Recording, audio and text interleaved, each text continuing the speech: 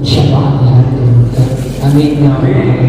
Selanjutnya mari sama-sama kita mengikuti pengajian kita hari akan disampaikan oleh Ustadz Mukhbari Fadli SPDI. Kepada beliau kami silakan. Iya.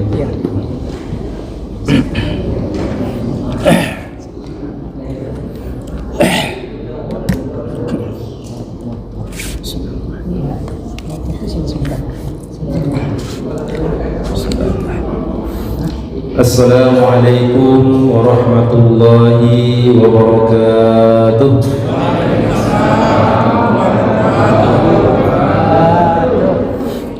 Bismillahirrahmanirrahim. Alhamdulillah wa kafa.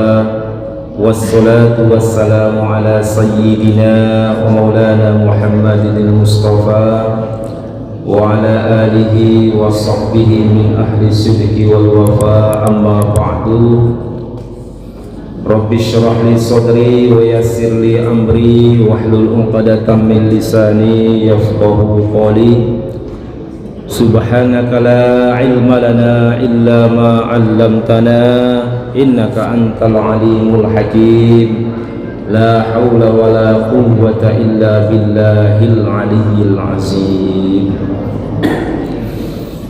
Yang sama-sama kita hormati para alim ulama, tuan-tuan guru, cerdik pandai, tua tengganai, tokoh-tokoh masyarakat yang kami hormati, Bapak Ketua Masjid, pengurus masjid, kemudian yang kami hormati Bapak Ketua RT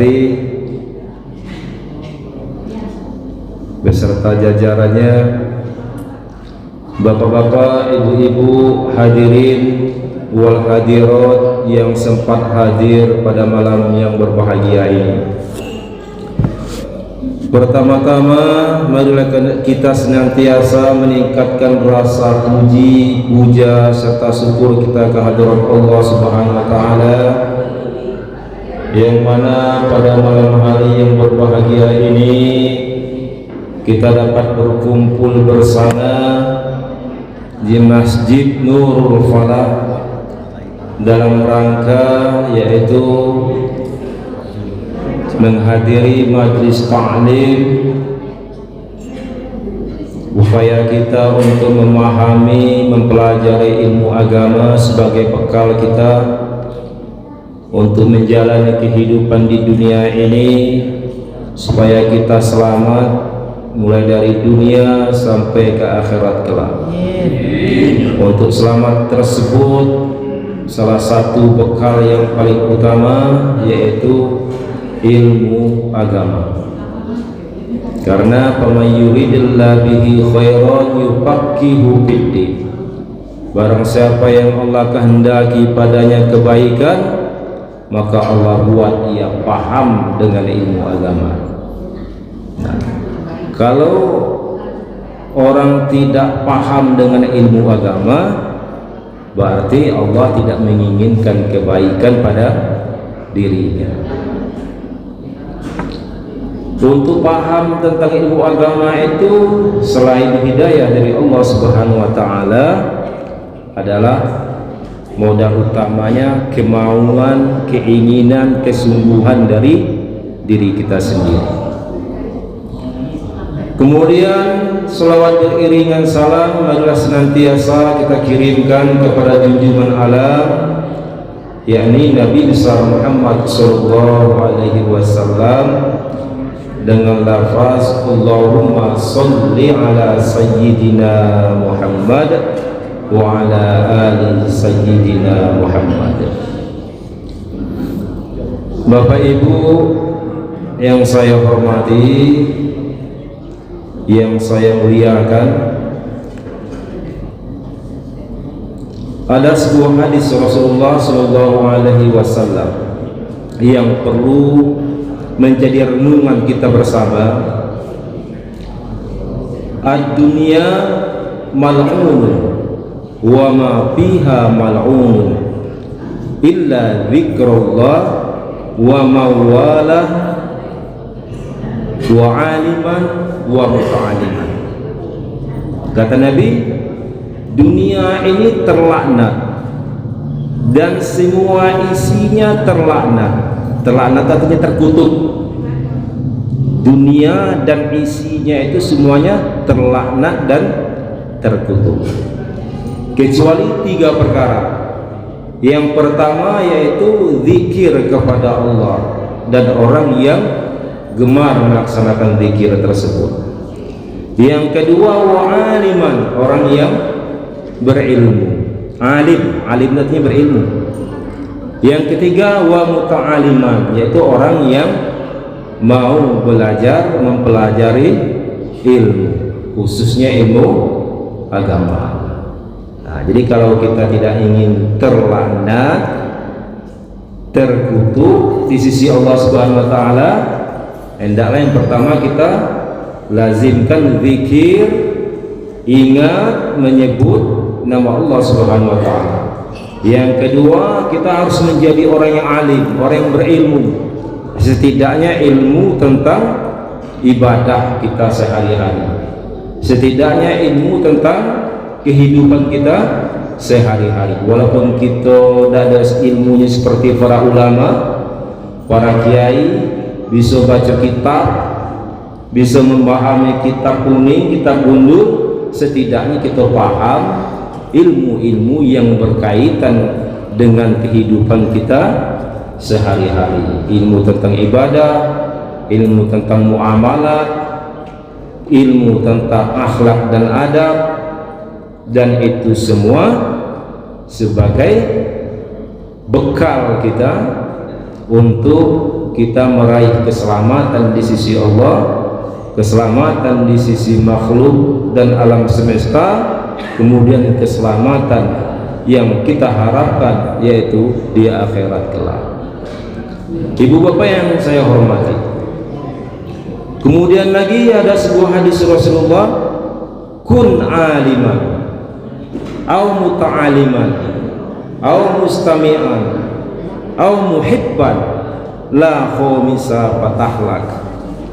Jadilah kamu itu sebagai orang yang alim, orang yang berilmu, au muta'aliman, atau orang yang mempelajari ilmu, yang mau mempelajari ilmu, au mustami'an, atau orang yang mau mendengarkan ilmu, kajian ilmu, au muhibban, atau orang yang mencintai ahli ilmu, orang yang mencintai ilmu, orang yang mencintai orang yang mempelajari ilmu. La khomisa, janganlah kamu jadi orang yang kelima, alim tidak, belajar tidak, mendengar tidak, suka dengan orang yang berilmu dan ahli ilmu tidak, malahan mungkin kita benci, memusuhi, patahlak, maka kamu tergolong orang yang celaka. Na'udzubillahi min dzalik. Bapak Ibu yang saya hormati, pada malam hari ini kita belajar tentang, mengkaji tentang ilmu fikih. Biasanya saya lihat di channel Rahmatullah, kemudian Nurul Islam dan lain sebagainya, itu kajiannya itu tentang tasawuf, tentang tauhid, kemudian hadis, dan materinya itu kalau menurut saya itu sudah tinggi nian itu. Nah, pada malam hari ini kita kaji yang sederhana, kita kaji yang ringan-ringan ya. Tapi ini sangat penting sekali di dalam kesempurnaan ibadah kita sehari-hari. Dan ini saya rasa banyak kita yang belum mengerti, belum paham. Walaupun ini kita anggap enteng, kita anggap ringan, tapi kenyataannya pada ibadah kita keseharian kita belum paham ataupun belum mengerti. Paslut Ini suatu pasal. Surutu takbiratil ihram. Syarat-syarat tentang takbiratul ihram. Nah, kan mudah kajinya kan? Takbiratul ihram pertama kali kita dalam sholat itu adalah niat, kemudian takbiratul ihram. Nah, ini kajian yang paling ringan, yang paling mudah ini Bu ya, tentang takbiratul ihram. Nah, tetapi walaupun ringan kedengarannya, ini banyak kita yang belum paham dan belum mengerti sebagaimana mestinya. Takbiratul ihram ini kalau kita tidak lakukan ataupun tidak kita laksanakan di dalam kita melaksanakan ibadah sholat, maka tentunya ibadah sholat kita tidak ada sah. Karena takbiratul ihram ini termasuk rukun sholat. Rukun yang pertama sholat itu adalah niat. Ya? Nah, ini takbiratul ihram. Takbiratul ihram ini artinya takbir penghormatan. Takbir itu terbagi dua. Yang pertama takbiratul ihram, yang kedua takbiratul intiqal. Takbiratul ihram itu adalah takbir yang pertama di saat kita mengerjakan sholat. Kemudian takbiratul intiqal itulah takbir perpindahan kita dari satu gerakan kepada gerakan yang lain. Umpamanya kita mau ruku, kita takbir dahulu baru ruku. Kemudian iktidal, dari iktidal kita mau sujud, takbir dulu. Lapasnya sama, Allahu Akbar. Takbiratul ihram juga Allahu Akbar. Nah, cuman takbir yang pertama itu namanya takbiratul ihram. Takbir yang berikutnya perpindahan dari satu gerakan kepada gerakan yang lain disebut dengan takbiratul intiqal. Nah, ini kita harus tahu, harus paham tuh. Takbiratul ihram ini saking pentingnya di saat kita masbuk di dalam sholat. Nah, ini mungkin nih ada yang keliru nih. Di saat masbuk dalam sholat, nah itu langsung Allahu Akbarnya itu apa? Allahu Akbar takbirnya itu takbiratul ihram atau takbiratul intiqal? Nah, biasa kan niat Allahu Akbar, pamanya imamnya sedang sujud, dia langsung sujud. Nah, Allahu Akbarnya itu Allahu Akbar takbiratul ihram atau takbiratul intiqal? Nah, ini yang harus kita pahami. Kalau kita langsung Allahu Akbar itu takbiratul intiqal, maka tidak ada sah sholatnya. Nah, jadi takbir di situ harus takbiratul ihram terlebih dahulu. Sudah niat Allahu Akbar, nah itu namanya takbiratul ihram. Sebaiknya di saat kita, umpamanya imam sedang sujud, nah sebaiknya kita takbir lagi Allahu Akbar, langsung sujud kalau imam sedang sujud. Kalau imamnya sedang ruku, Allahu Akbar, langsung ruku. Dia Allahu Akbar itu harus takbiratul ihram yang pertama dulu. Allah sudah niat Allahu Akbar, nah itu takbiratul ihram. Kemudian di saat kita mau ruku, di saat imam sedang ruku ataupun imamnya sedang sujud, kita langsung sujud.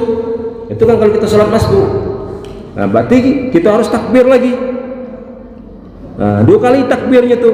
Takbir yang kedua namanya takbiratul intiqal. Nah, kalau cuma sekali bagaimana? Sekali takbirnya Allahu Akbar langsung ruku. Nah, biasanya seperti itu dah Bapak. Iya dah. Kalau kita masbuk, pernah masbuk dah? Mustahil ya. Nah, rasa saya pasti ada gitu dalam keadaan masbuk.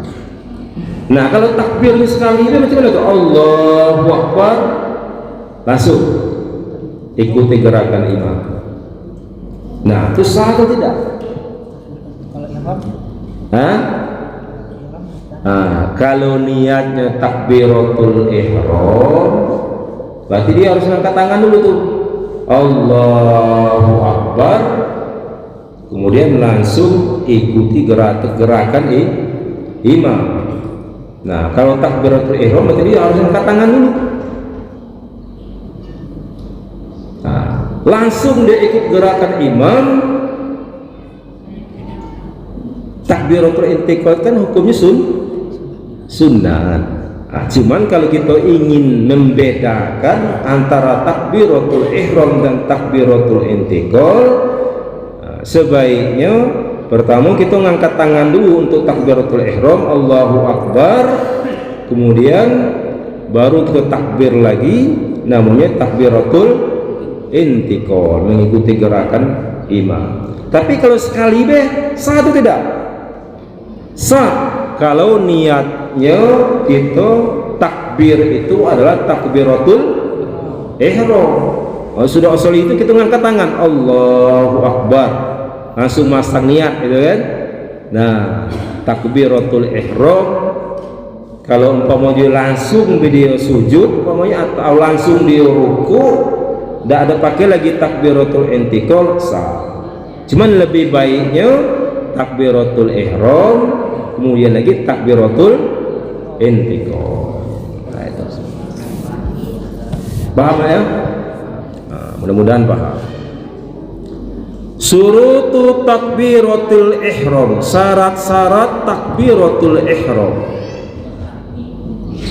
Di dalam kita melaksanakan ibadah itu ada yang namanya syarat dan ada yang namanya rukun.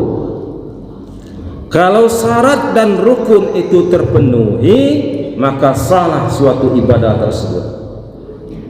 Kalau syarat dan rukun itu tidak terpenuhi, maka tidak salah suatu ibadah tersebut.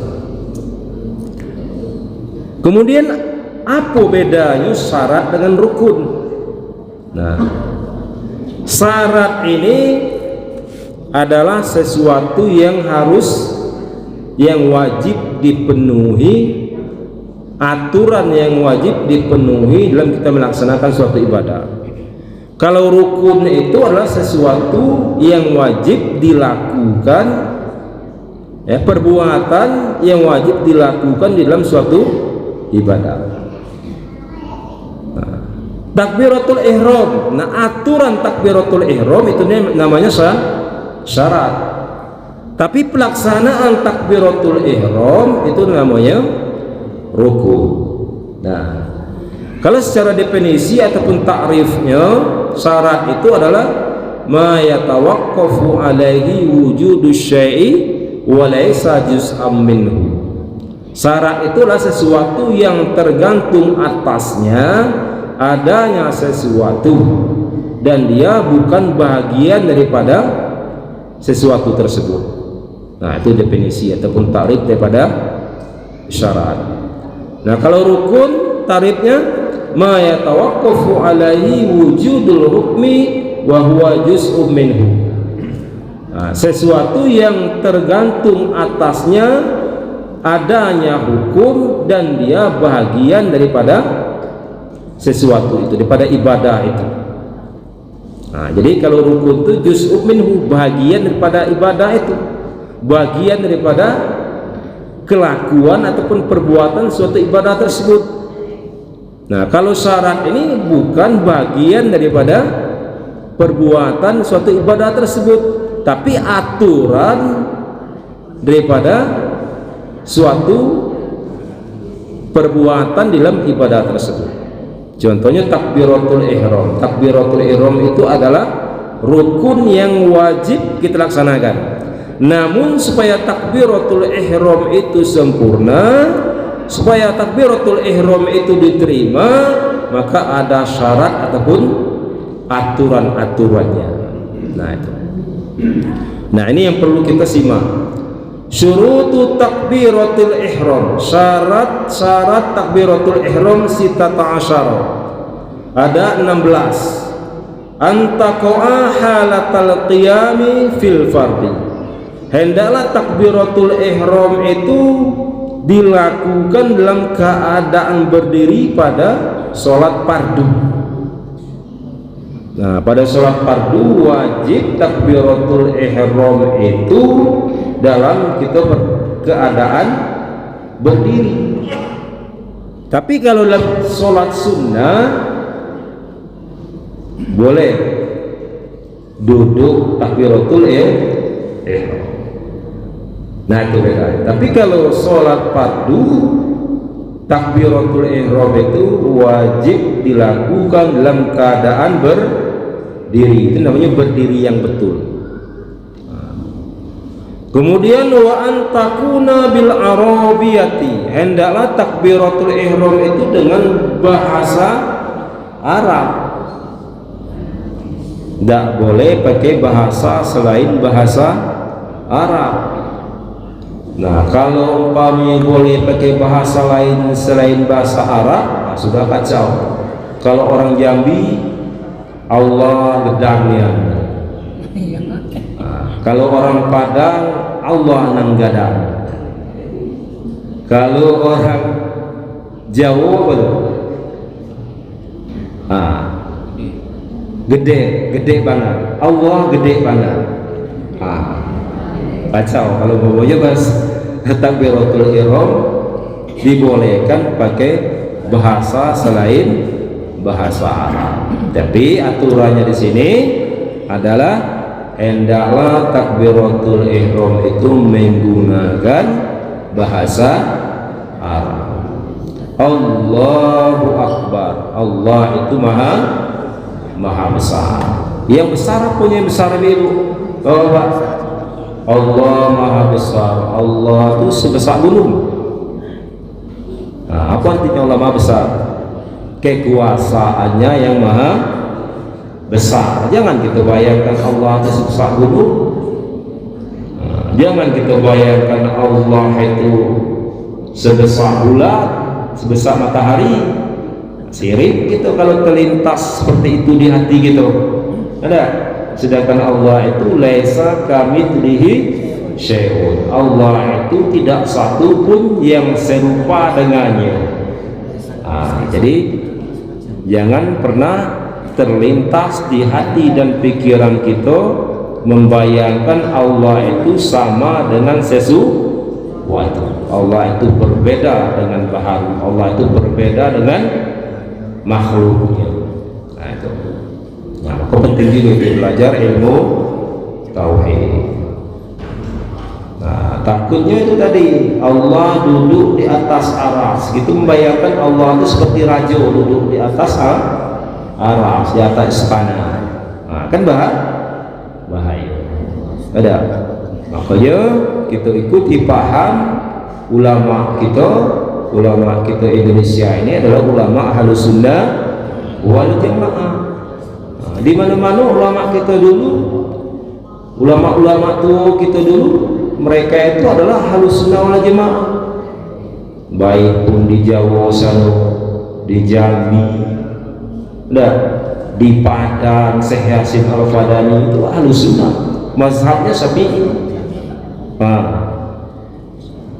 Itu.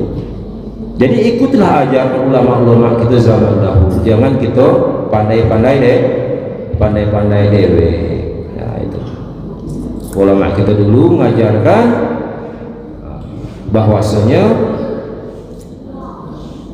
ayat-ayat yang mutasyabihat itu harus ditakwil. Nah itu. Bukan Allah itu duduk di atas aras bagaimana duduknya seorang raja di atas singgasana. Ya. Kemudian wa antakuna biladzil jalalah, hendaklah takbiratul ihram itu dengan lafaz jalalah. Mana lafaz jalalah? Allah itu disebut dengan lafzul jalalah. Kemudian wabil lafzi akbar, hendak ada dengan lafaz akbar. Tak boleh nama Allah itu kan namanya 99 asmaul husna. Boleh tak kita ganti dengan nama-nama yang lain? Ar-Rahman akbar, Ar-Rahim akbar, boleh tak? Tak ada boleh.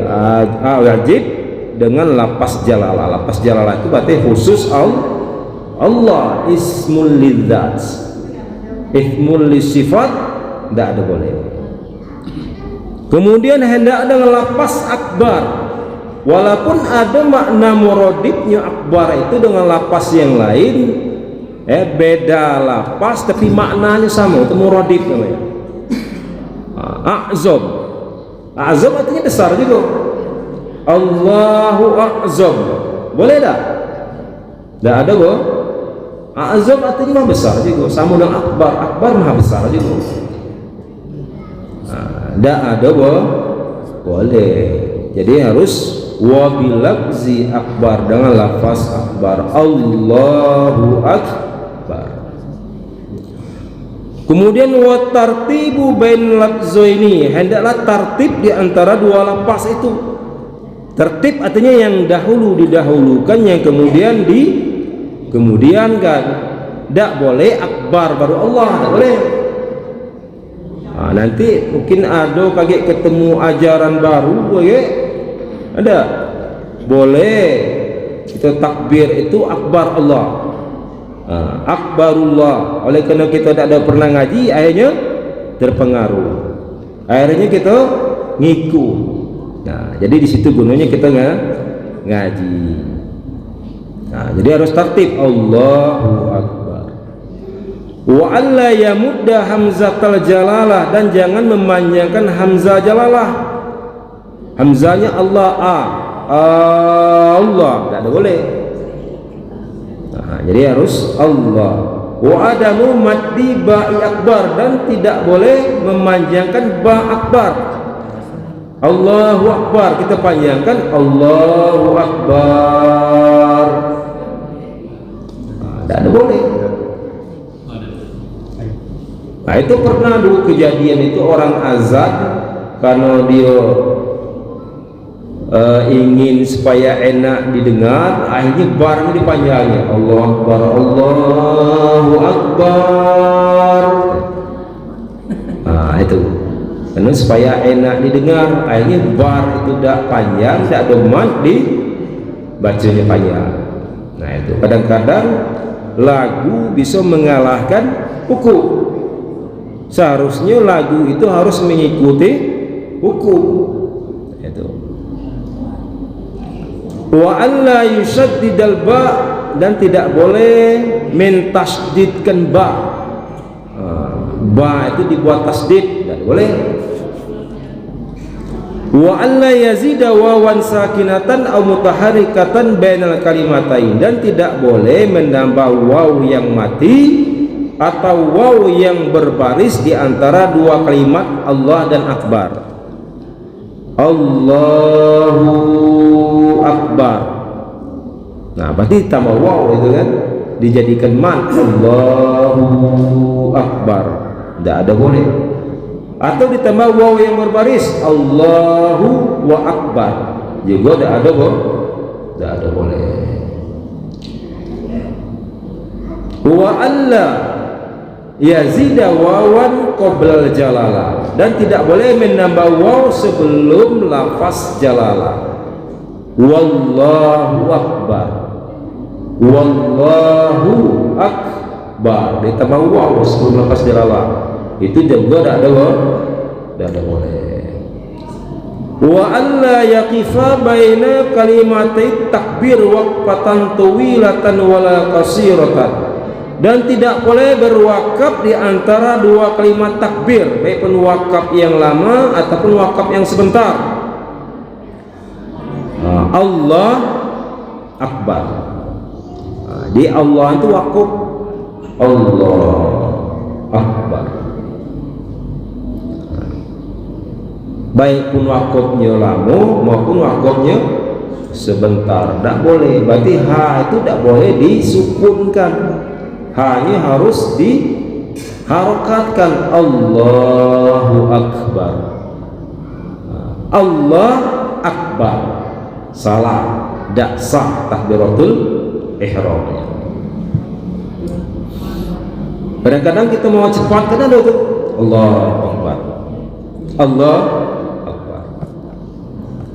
Kalau mau cepat, akhirnya bunyinya tidak ada ketik bunyi Allahu Akbar. Seharusnya Allahu Akbar. Kemudian wa ay yusmi'a nafsahu, hendaklah diperdengarkan akan dirinya jami'a hurubiha, sekalian hurufnya. Nah, bagaimana kalau orang takbiratul ihram di dalam hati? Nah, ini sering lah saya tengok. Saya pernah sholat, baik pun sholat Jumat maupun sholat dengan waktunya, di saat mengangkat takbir tidak dengar dia mengucapkan takbiratul ihram, cuma mati deh. Nah, sadar itu seperti itu takbiratul ihram. Nah, jadi takbiratul ihram itu Allahu Akbar itu harus didengar oleh telinga kita, oleh kuping kita. Tidak boleh takbiratul ihram itu hanya diucapkan di dalam hati, harus dilapaskan di lidah. Kalau didengar oleh telinga, didengar oleh kuping itu berarti harus dilapaskan di lidah. Kalau umpamanya mengucapkannya dalam hati, manalah kita nak dengar, itu kan? Nah, tetapi ini sering terjadi di saat takbiratul ihram tidak kedengaran nyebut Allahu Akbar.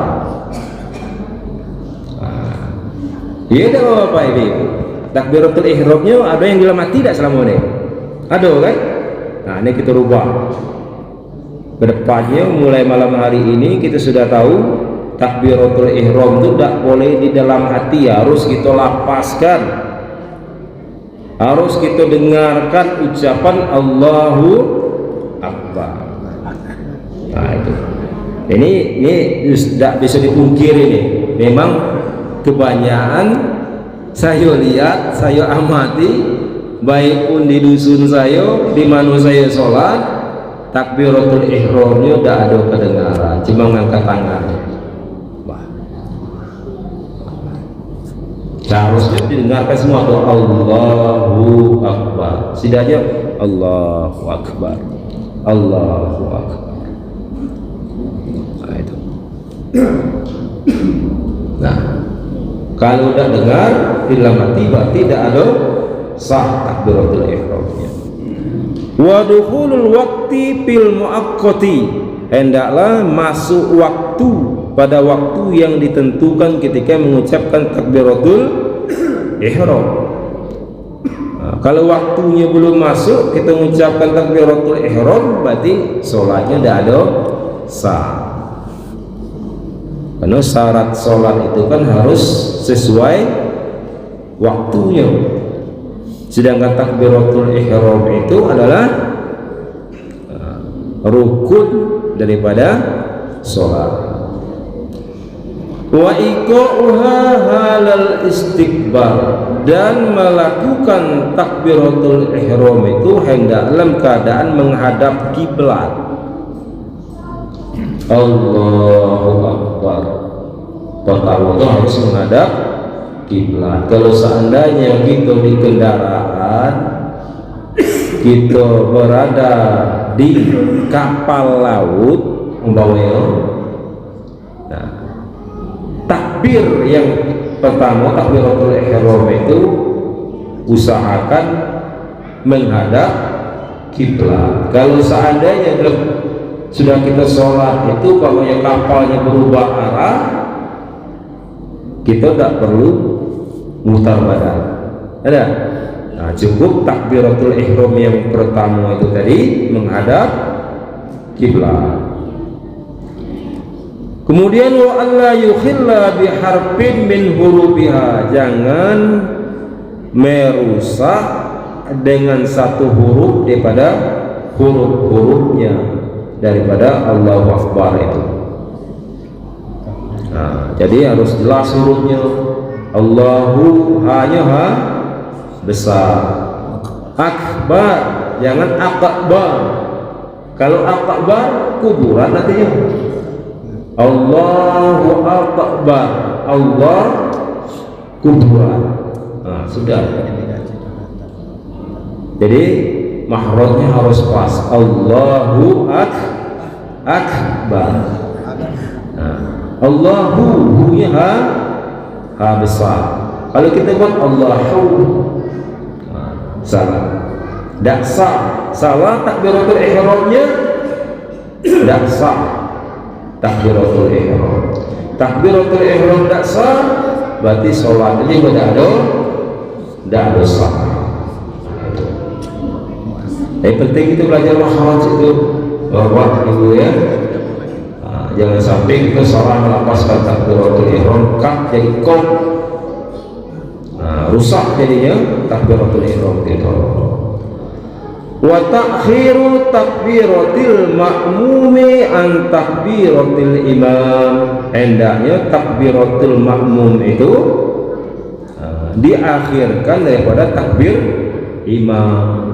Jadi dalam sholat berjamaah ini contohnya, jangan sampai takbir makmum itu mendahului takbir imam. Imam lu takbir baru kita takbir, baik pun takbiratul ihram maupun takbiratul intiqal. Nah, takbiratul ihram itu ya, ini perlu kita ingat, dilapaskan dengan jelas. Dan apalagi kalau jadi imam ya, takbiratul ihramnya harus jelas, dan juga takbiratul intiqal juga harus jelas. Saya jadi imam, Allahu akbar, harus dia jelas. Jangan kadang-kadang terlalu lama pula Allah itu. Allahu akbar. Sehingga ragu makmum itu jadinya. Ada ketemu imam yang seperti itu ya. Padahal itu cuma 2 rakaat dari 6 rakaat jadi. Allahu akbar.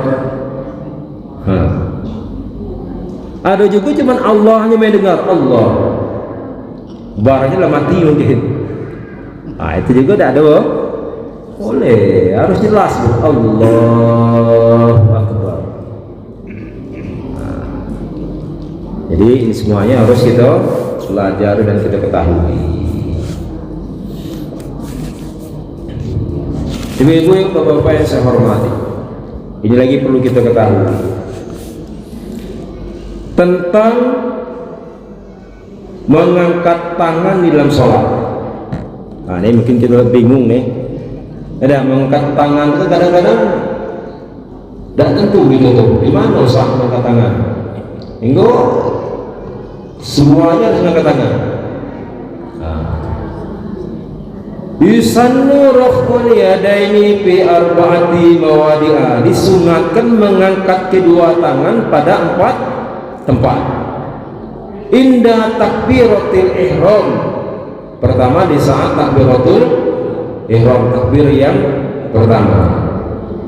Kemudian wa inda ruku', dan ketika hendak ruku' sunat angkat tangan. Wa indal i'tidal, dan ketika i'tidal bangkit dari ruku' juga disunatkan mengangkat tangan. Tangan sebelah atau kedua tangan? Kedua tangan. Kalau seperti tangan sebelah hormat namanya itu ya.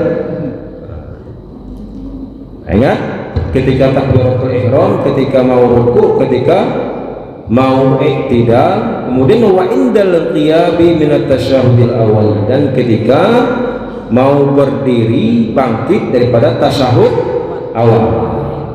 Nah, itu di situ tempat disunahkan ngangkat tangan ketika takbiratul ihram ataupun takbiratul intiqal. Nah, itu.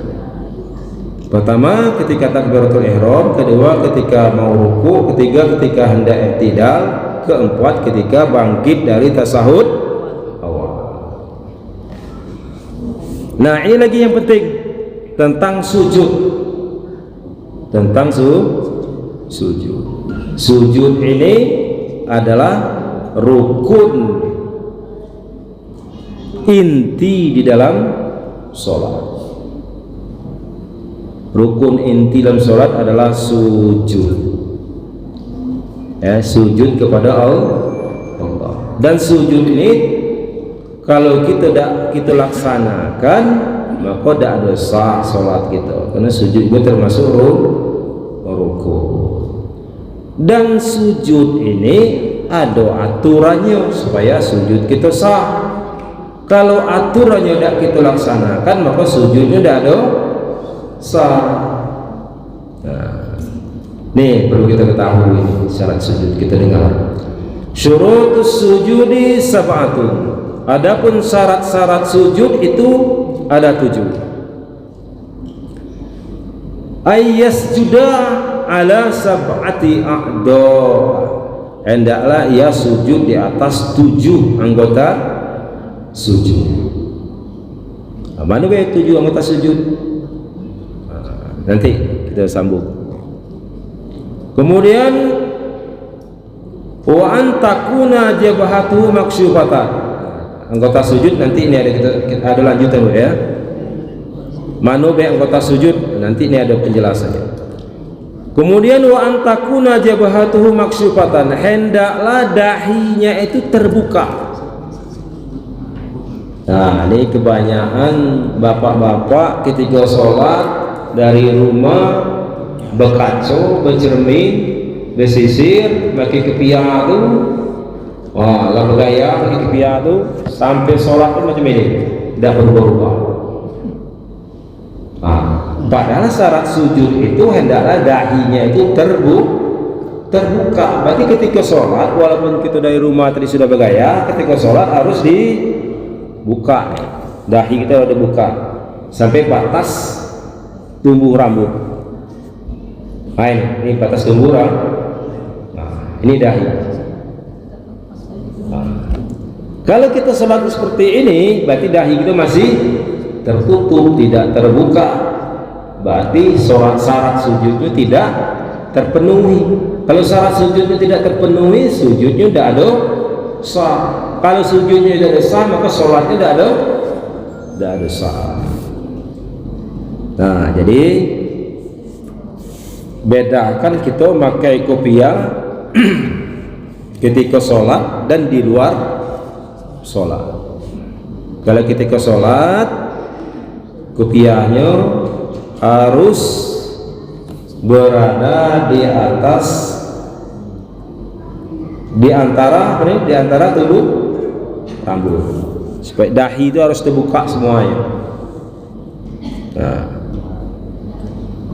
bahkan dalam sebuah hadis itu katanya wa alla akaffat thiyabu wa sya'r, jangan sampai dahinya itu terhalang oleh pakaian atau rambut. Pakaian atau rambut. Berarti kalau orang yang sholatnya tidak pakai kopiah, rambutnya panjang, tertutup dahinya, tidak ada sah sujudnya. Nah, ini sering terjadi tidak seperti itu. Rambutnya panjang, nah, ketika dia sujud terhalang dahinya tadi oleh rambutnya tadi, sah tak sujudnya? Tidak ada sah. Nah, percuma dia sholat. Nah, Makanya paman ya'malu bi ghairi ilmin a'maluhu mardudatun la tuqbalu. Barang siapa beramal tanpa ilmu, maka amalnya ditolak dan tidak diterima. Wa tahamulu bi ra'sihi. Kemudian syarat yang berikutnya, hendaklah menekan sedikit kepalanya. Kepalanya sedikit ditekan pada tempat sujud tersebut. Wa adamul huwi li ghairihi, dan hendaklah dia sujud itu tidak maksud lain kecuali maksud sujud. Kalau dia umpamanya sujudnya tujuannya lain, tidak sah sujud itu.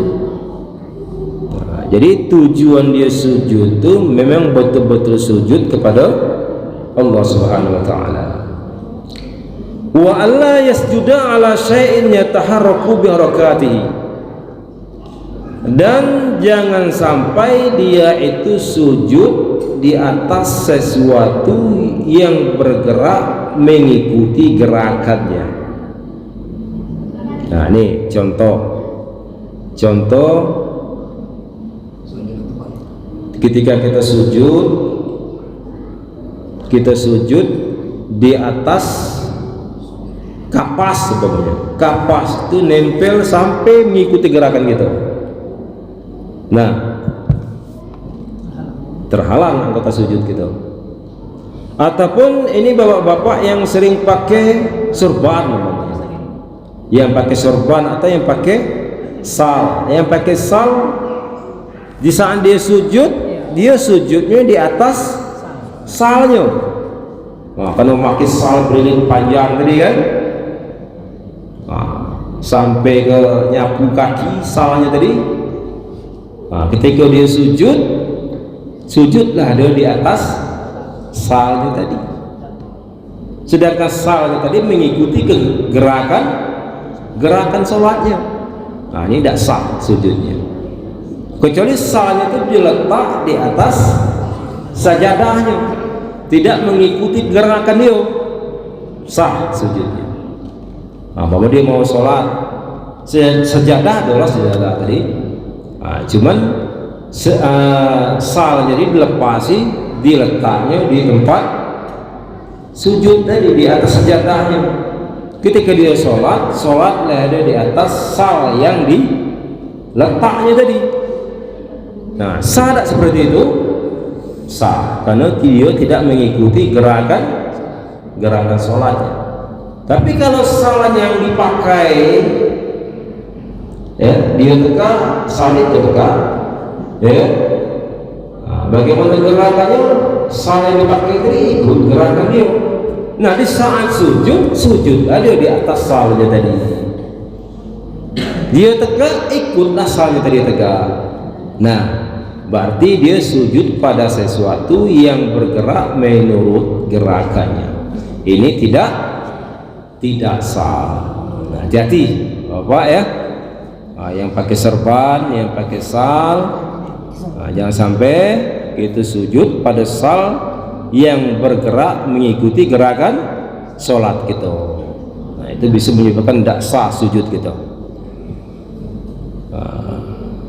Nah, ibu-ibu ini juga perlu dihatikan pakai telkung, ibu. Ibu-ibu pakai telkung, ini juga diperhatikan ibu ya. Jangan sampai sujud di atas telkung. Ibu sering tak, Bu? Sering tak ibu sujud di atas telkung? Iya tak? Telkung itu mengikuti gerakan kita, tidak sah tuh. Sujudnya tidak ada sah. Nah, di saat kita sujudlah di tempat sujud. Jangan sujud di atas telkung.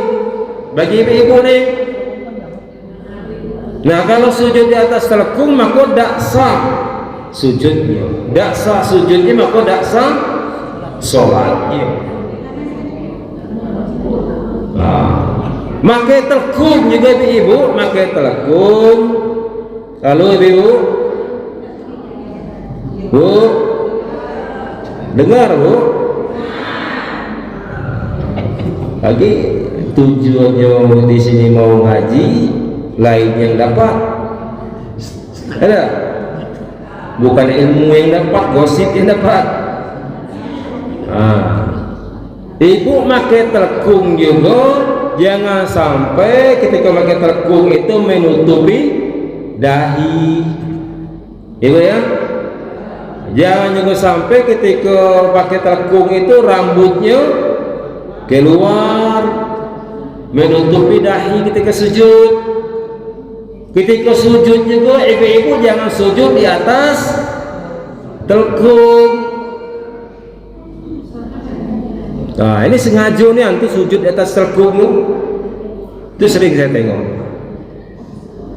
Bukan sujud di tempat sujud, bukan sujud di sejadahnya, tapi sujud di atas telekung, maka tidak sah sholatnya, percuma dia sholat. Letak kita bergerak sholat, tapi ibadah kita sio-sio, tidak diterima oleh Allah Subhanahu Wa Taala. Kenapa? Karena ibadah tidak berdasarkan ilmu. Ketika ngaji ngantuk, ada. Ketika ngaji lekomota, ada mana lah. Tidak ada fokus mendengarkan ngaji lekomota, ada apa lagi? Ngantuk, ada apa lagi ya? Memang berbuat baik itu banyak iblis, banyak setannya memang. Jadi kalau kita nonton dangdut, ada tak kita ngantuk? Tidak ada, sampai pagi tidak ada ngantuk. Itu memang ketika berbuat baik itu banyak halangannya, banyak setannya, banyak iblisnya. Kemudian wartifa'u asafilihi ala a'alihi, hendaklah bagian bawahnya itu lebih terangkat daripada bagian atasnya. Maksudnya pantatnya lebih tinggi daripada kepalanya ketika sujud. Wa tuma'ninatu bihi, hendaklah tuma'ninah di dalam sujud tersebut. Nah, kalau sujudnya tidak ada tuma'ninah, sedangkan tuma'inunah ini juga termasuk rukun sholat. Kita tahunya rukun 13, padahal rukun yang sebenarnya itu 17 dah. Termasuk itu rukunnya tuma'ninah ya. Tapi paham tak kita yang dikatakan tuma'ninah itu? Apa yang dikatakan tuma'ninah? At-tuma'ninatu hiya sukunun ba'da harkatin haitsu yastaqirru kullu ulwin bi qadri subhanallah. Itu arti tuma'ninah. Berhenti setelah satu gerakan sekira-kira tetapnya anggota tubuh dengan ukuran subhanallah. Itu tuma'ninah. Bukan sejam kita sujud, bukan itu. Bukan 5 menit kita sujud, bukan itu yang dikatakan tuma'ninah. Hiya sukunun ba'da harkatin, berhenti sebentar setelah satu gerakan.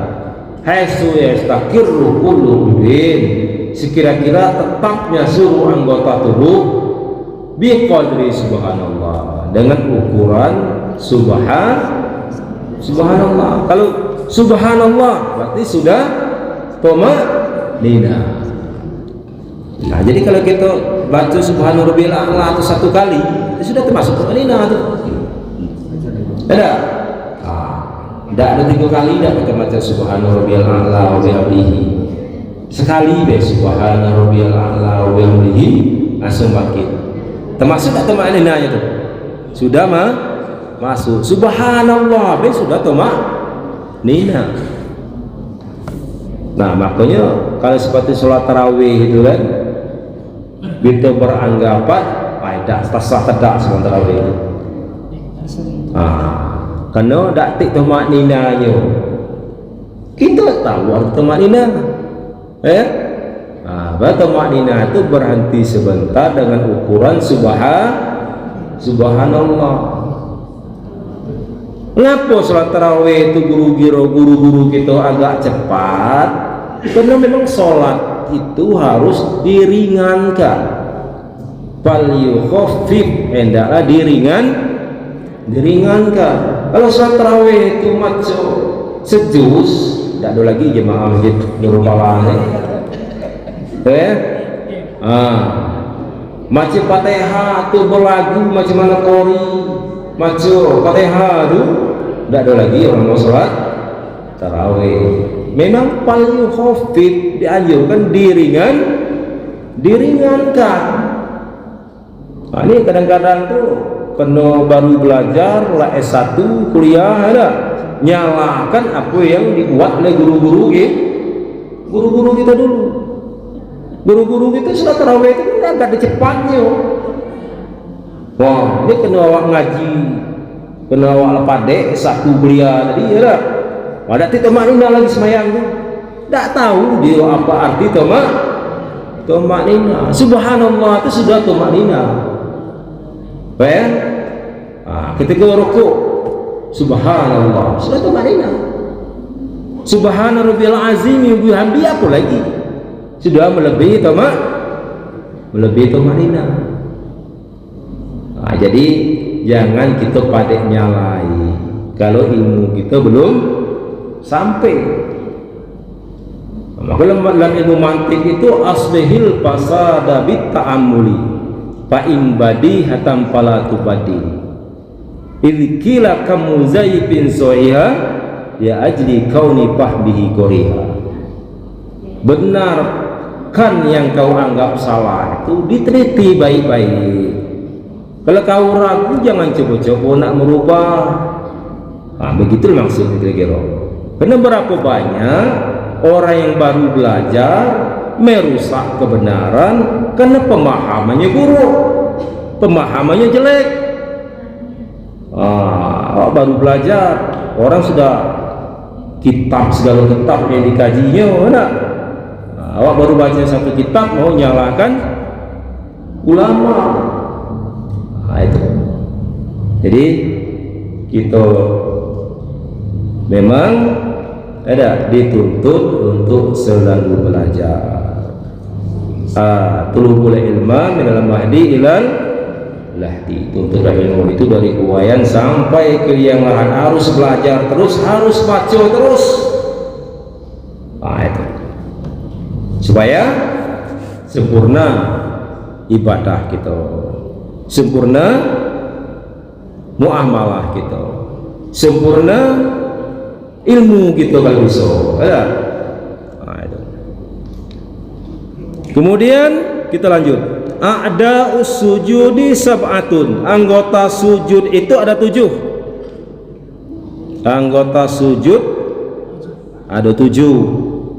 Nah, tadi kan syarat yang pertamanya adalah hendaklah ia sujud di atas 7 anggota sujud. Mana anggota sujud itu? Al-jabhatu. Yang pertama adalah dahi. Sujud di atas dahi. Dahi ini anggota sujud. Ada yang nyebut hidung masuk anggota sujud juga, salah. Hidung bukan termasuk anggota sujud. Anggota sujud itu adalah al-jabhatu, dahi. Mana dahi deh? Kening ini sampai batas tumbuh rambut ini yang dikatakan dahi. Nah, ada tuh saya dengar kalau sujud tuh hidungnya harus kena juga ke anggota sujud. Padahal hidung bukan termasuk anggota sujud. Anggota sujud itulah dahi. Hidung tidak termasuk, apalagi dagu tidak termasuk. Kemudian wabutunul kaffaini, dan perut jari, dan perut kedua jari. Perut kedua jari ini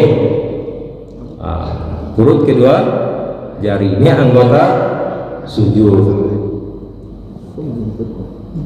Kemudian warukbatani, dan kedua lutut. Kedua lutut juga anggota sujud. Kemudian wabutunu asobi'ir rijlaini, dan perut bagian dalam dari jari-jari kaki. Nah, jadi bagaimana kalau ketika sujud itu kakinya itu bisa dicontoh atau? Contoh. Ya, bisa contoh. Mana sujud? Iya, kakinya jari, perut jari kaki. Itu namanya perut jari kaki. Nanti Pak, Pak, ada di belakang kan. Istilahnya itu perut jarinya tidak kenal. Perut jari tidak kenal. Seperti itu. Tidak ada sah. Contoh kalau ada sah, ada sah. Sah sini. Ada yang seperti itu sujudnya. Tidak ada sah. Jadi harus perut jari kaki. Nah, ulama, itu perut jari kaki. Jaraknya itu sering Ustaz. Jaraknya itu ada yang panjang gini, ada yang gini. Cuman itu. Iya. Nah, kemudian ya sujudnya perempuan dengan laki-laki juga beda. Kalau laki-laki tangannya harus dibuka, direnggangkan. Nah, kalau laki-laki, kalau perempuan dirapatkan. Nah, itu bedanya. Kakinya juga harus dirapatkan kalau perempuan. Kalau laki-laki agak dibuka. Nah, itu. Ya. Ingat anggota sujud tadi, pertama dahi, kedua perut jari, kemudian lutut, kemudian perut jari bagian dalam dari kedua kaki. Nah, kalau kukunya yang nempel di tempat sujud itu, ya, kukunya yang nempel, berarti bukan bagian dalam dari perut jari. Nah, itu ini perlu kita pahami dan kita ketahui. Dan sering memang saya lihat ada yang sujud seperti itu, bukan perut jarinya yang nempel di tempat sujud, ya. Nah, kalau kepian ini sudah itu lumrah, ini kepian seperti ini sudah lumrah. Saya tengok, apalagi anak-anak muda, anak-anak muda yang tidak sempat ngaji, ya. Nah, itu sering. Nah, itu kedepannya kita sholat buka di dahi kita sampai sini kita sujud. Bapak ibu-ibu yang saya hormati, ya, sudah berapa waktunya juga? Habis 11:10. Tuh, ya. Nah, kemudian ini ada lagi nih. Ini sebagai pelajaran bagi kita, gambaran bagi kita, ada perbaikan bagi kita. Ini sering saya dengar ketika Jumatan.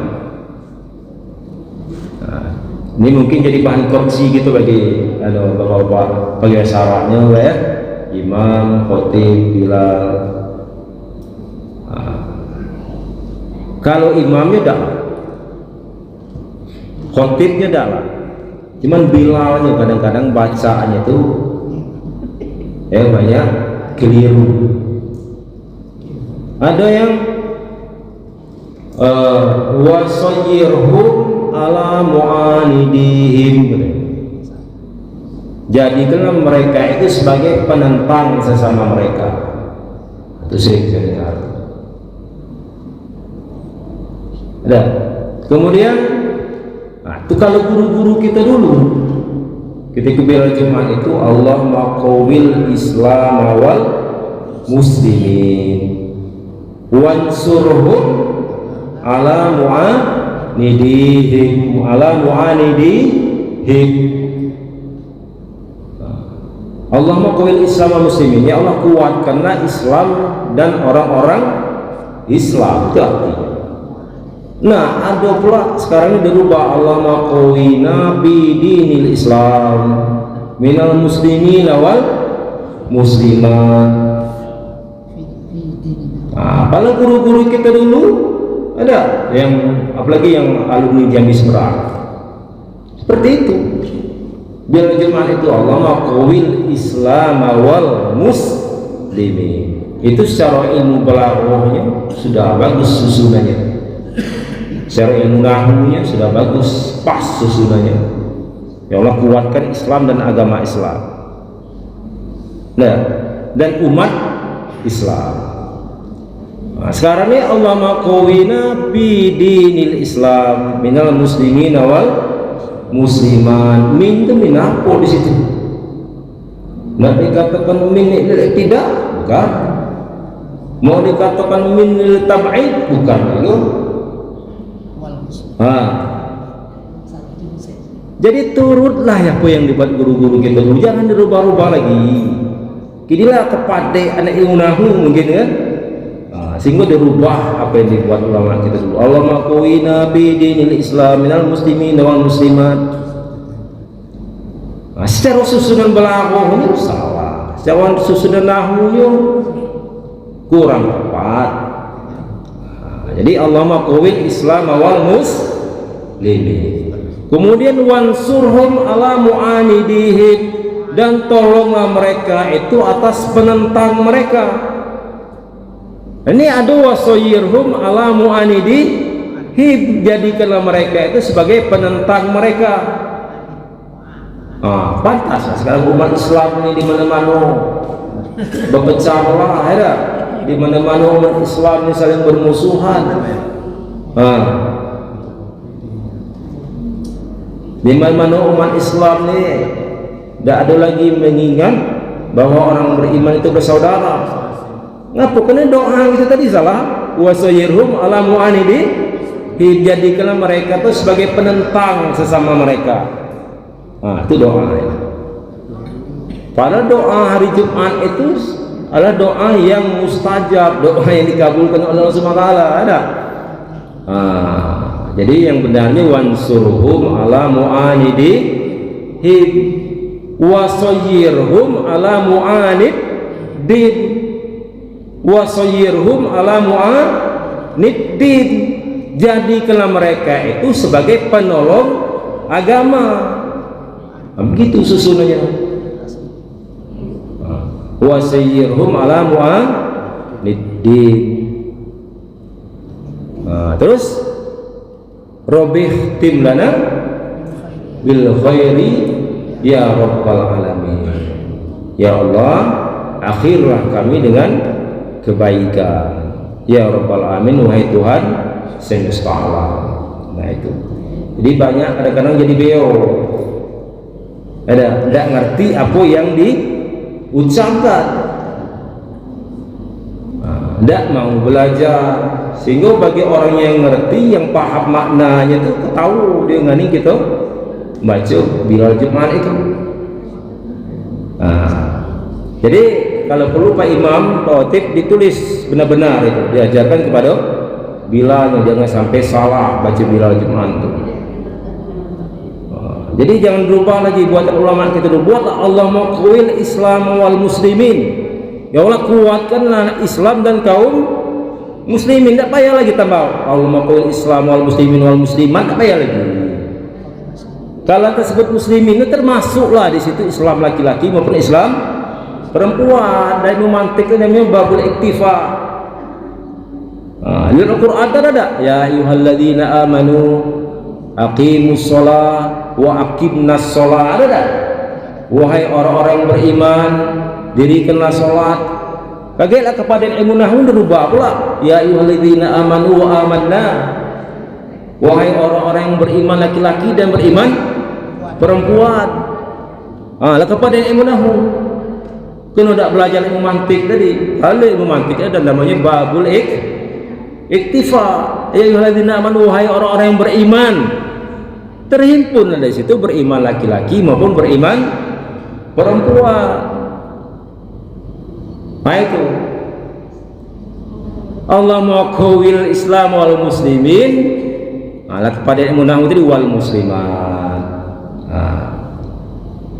Oh ya, nah, jadi makanya kita belajar itu ada semuanya harus kita pahami, nahwunya, sorobnya, mantiknya, balaghahnya itu harus kita pahami. Allah maqawil Islam wal muslimin itu secara nahwunya pas, mantik balaghahnya juga pas. Nah, itu. Nanti kalau perlu ditulis saya. Kemudian juga kita baca doa. Baca doa juga kadang-kadang banyak juga nih perlu kita perbaiki. Ada. Allahumma inna nas'aluka salamatan fi dinina wa afiyatan fi jasadina. Apa lagi tu? Wa afiyatan fi jasadina wa ziyadatan fil ilmina wa barakatan fi rizqina. Lagi ya?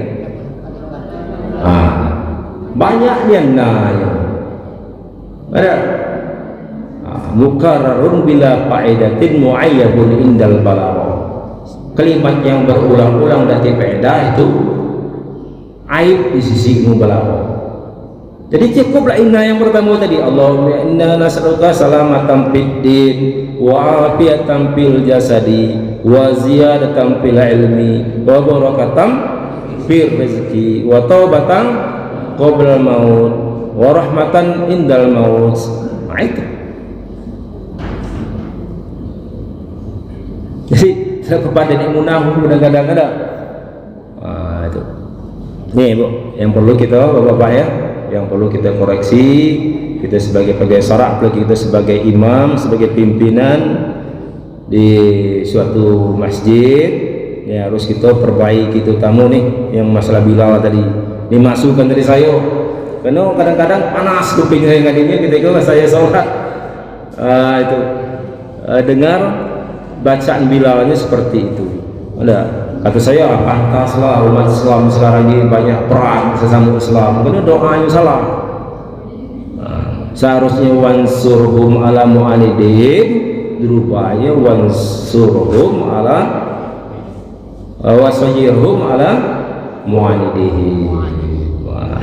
Jadi kalau ada orang yang datang ada dari luar, orang kebaik ilmu atau yang tidak enak dengarnya, ada lagi yang pada di sini, ada lagi yang paham di sini seperti itu bunyi bilal Jumatnya, itu kita tidak enak. Ada. Itu. Jadi saya rasa cukup sampai di sini dulu. Seandainya ada pertanyaan boleh, kalau dapat saya jawab, kalau ada dapat PR dulu. Cukup saya akhiri.